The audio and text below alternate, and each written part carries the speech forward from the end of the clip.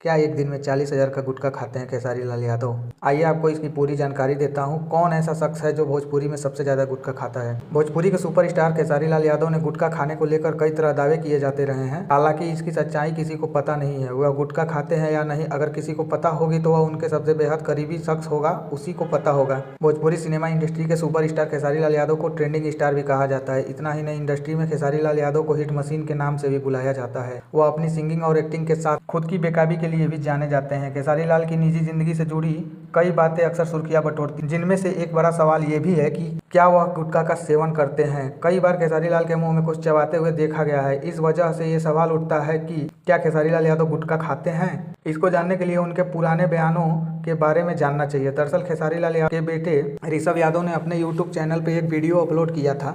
इस वीडियो में खेसारी लाल यादव एक शूटिंग सेट पर बैठे हैं। इनके साथ पूरी यूनिट भी बैठी है। वहीं ऋषभ भी खेसारी लाल यादव के साथ बैठे थे। दोनों बाप बेटा के बीच खूब प्यार देखने को मिला है। इसी बीच खेसारी लाल यादव के चेहरे पर जब नजर गई तो वह कुछ चबाते हुए दिखाई दिए।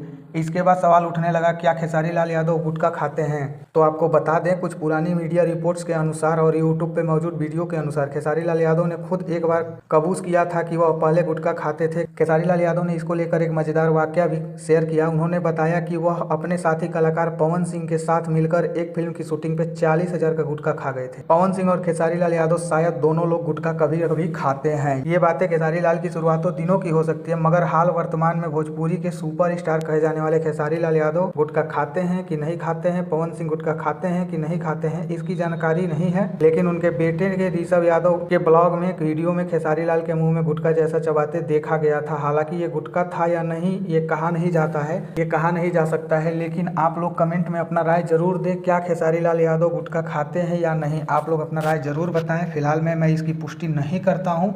मिलते हैं अगले जानकारी के साथ, तब तक के लिए नमस्कार।